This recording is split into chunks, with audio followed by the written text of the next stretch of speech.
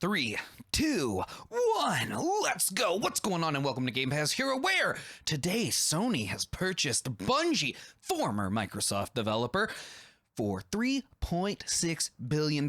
We are going to read the IGN news article, and then we will quickly discuss with some of my initial thoughts and feelings on it. Sony Interactive Entertainment has announced it will acquire Destiny developer Bungie for $3.6 million. Bungie is best known as the creators of Halo, but since becoming an independent studio, have focused their efforts on Destiny, a live service FPS RPG, where players can explore the galaxy as Guardians of Light. The company is also working on a new IP.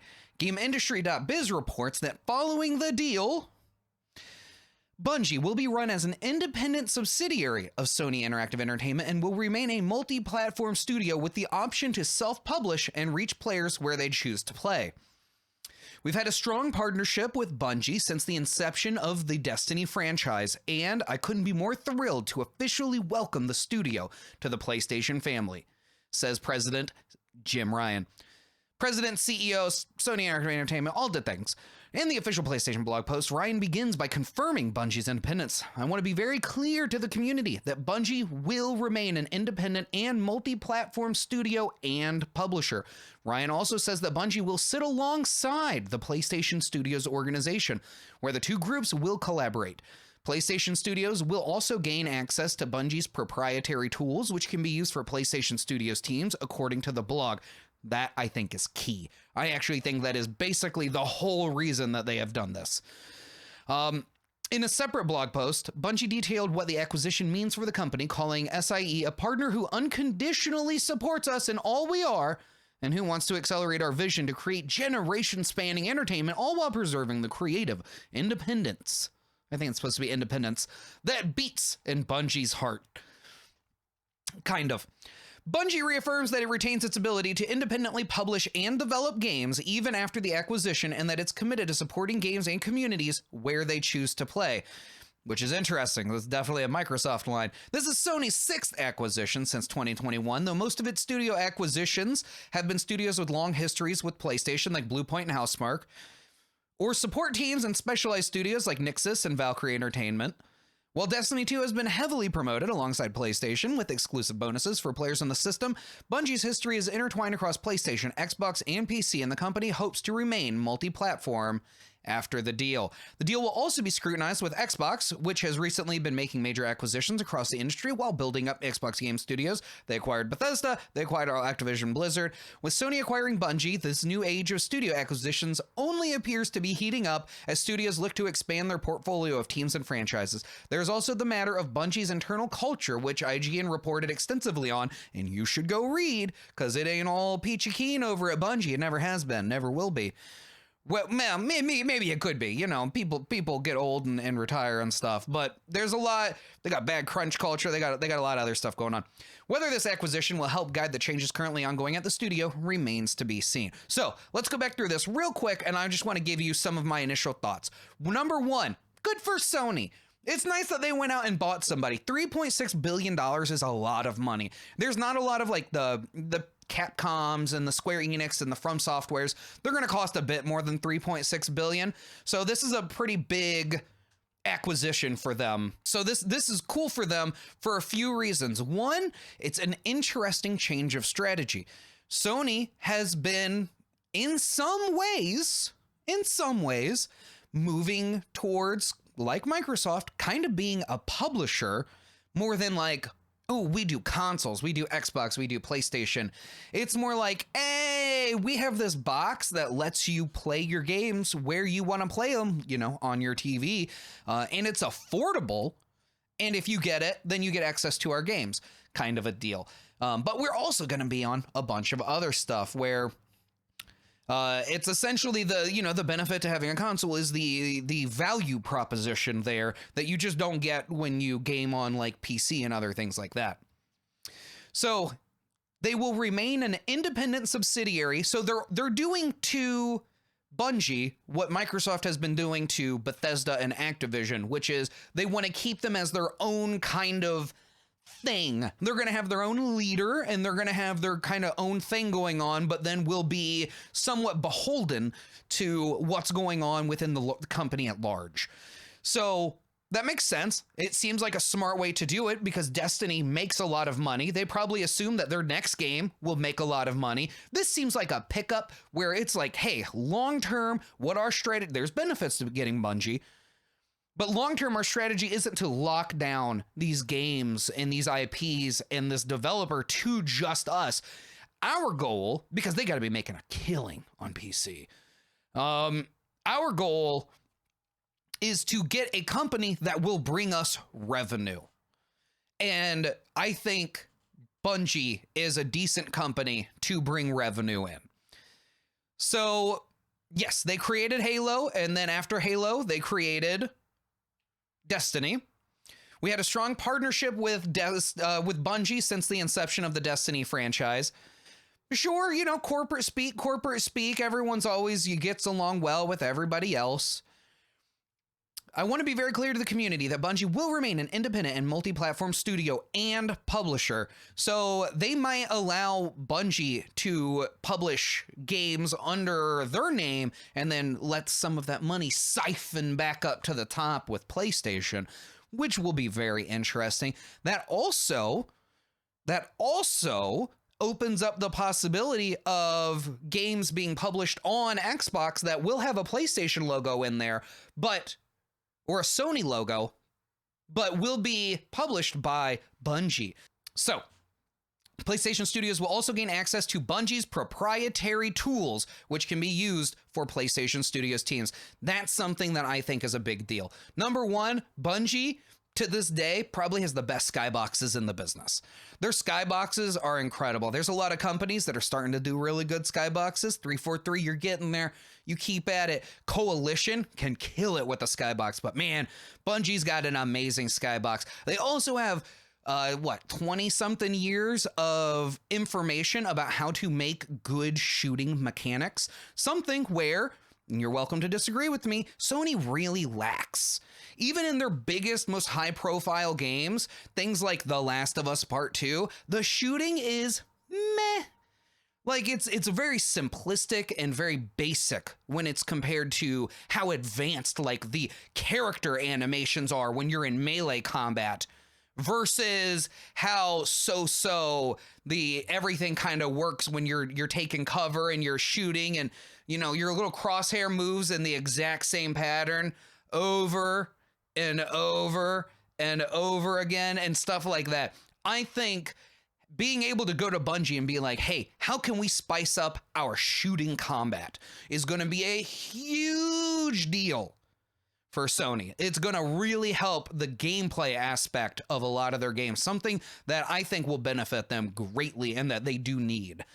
They gain the access to the tools.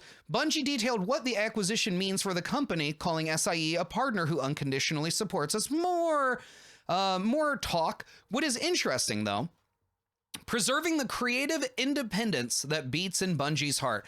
That's interesting because they were with Mac, and then they were with Microsoft, and then they were with Activision, and now they're with Sony. That's a lot of companies. You know, you're bouncing around to them, and quite frankly, they're going to be locked down. All right. Bungie has managed to escape from multiple large publishers with their name, something that is basically unheard of. I don't imagine it's going anywhere now. I'm assuming Bungie will stay with Sony because they have to put something in that contract like, listen, you're not leaving with the Bungie name. The Bungie name is our name now. You better understand that. I would be shocked. I would be shocked if Bungie ever breaks away from Sony. Just because they have such a track record of hooking up with a company and then leaving the company. They love them and leave them, and that's what Bungie likes to do. They're a free spirit. Bungie reaffirms that it retains its ability to independently publish and develop games, which is interesting, and I'm interested to see what's going on there. So I'm assuming there'll still be the normal thing of, you know, you get a bunch of benefits for playing Destiny 2 on PlayStation. It is Sony's 6th acquisition since 2021. I still remember that line where someone was like, they were talking to Jim Ryan or someone like that, and they were like, is this acquisition season now? And they're like, oh, no. We're not, just because Microsoft bought Bethesda, we're not going to run out and buy a whole bunch of game studios. And then they bought 5 that year. And then within weeks of them having purchased, I mean, I'm sure they've been talking about this for a while. They've probably been talking to multiple studios ever since the Bethesda acquisition, and this has probably been something that's long been in the planning. And quite frankly, that $3.6 billion might have been a little closer to 3 until, you know, Activision Blizzard happened, and then they're like, no, lock that down. Lock it down. We want the extra revenue long term. And so here we are. They will remain somewhat independent, but we'll see what really happens with that after the whole deal closes. And it's interesting. There's all this talk about monopolies and stuff like that within the video game industry. And I got to tell you, if you think we're anywhere close to a monopoly, you are way off base. We are not close to monopoly. The fact that in my area, I can only get one broadband internet service, that is a monopoly. That no other broadband internet service is allowed to move into my area at all or offer me any kind of stuff, that is a monopoly. They are not allowed to share the infrastructure or anything. It is owned by one company. That is a huge monopoly. But the thing is, even in other organizations, in other like facets of our economy, there are many places where there's only really 2 or 3 options in total. We are not even close to that. We got Steam, we have Epic, we have the Nintendo Store, we have the PlayStation Store, we have the Xbox Store or the Microsoft Store. And those are just the ones off the top of my head. There's Good Old Games. There's a whole bunch of other places that you can go and download your games from, and that will run your games and maintain your library and will do all of those things. So as long as those all still continue to exist and are kind of untouched. I mean, Ubisoft has their own like launcher and store now. I think EA might even have their own launcher and store, but yeah, as long as all those exist, like those are really the competition in the games industry. And that's not even counting. People are like, oh, video games. They think my console versus this console or my console versus PC. You are not even counting mobile gaming. If you think that the Play Store and the App Store are not competition, direct competition, Luna, Stadia, I know Stadia's, you know, a little meh, but Luna's even a little meh, but the fact that there's so many options out there, scooping up publishers and IP is really not the big deal that you might assume it to be. So we're nowhere near a monopoly, and if anything, this is probably on some level good news for Xbox, for any kind of big organization who was like, Xbox was going to be almost neck to neck in revenue after the Activision Blizzard deal. After the Activision Blizzard deal closes, they would be neck to neck. This only puts Sony a bit farther out ahead, which is going to make it substantially easier for Microsoft to get the Activision Blizzard deal closed, because there are sizable acquisitions happening elsewhere in the industry. And it's not even counting Tencent.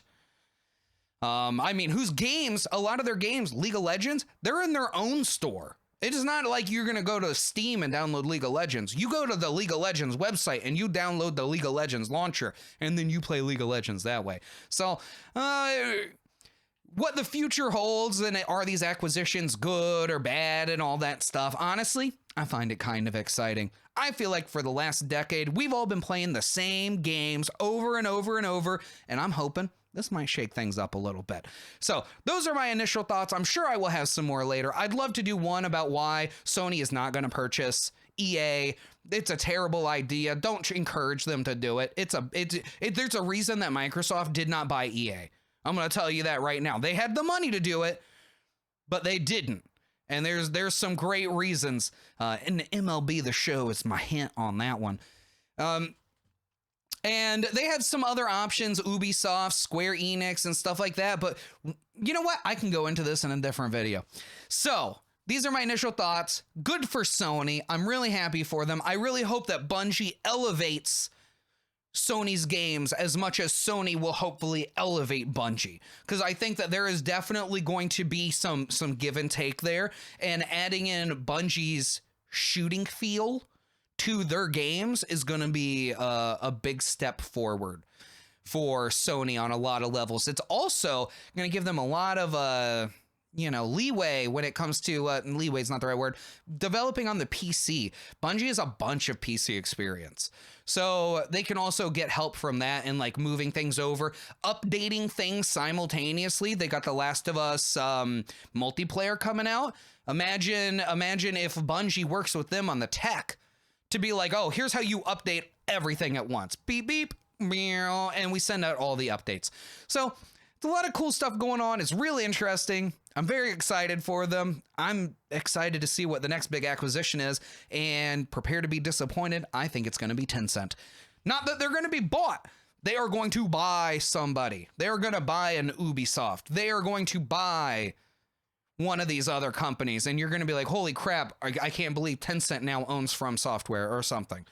So we'll see what happens next. These are quick thoughts. Thank you so much for joining me. It's been an absolute pleasure. As always, I cannot wait to see you in the next one. Bye-bye.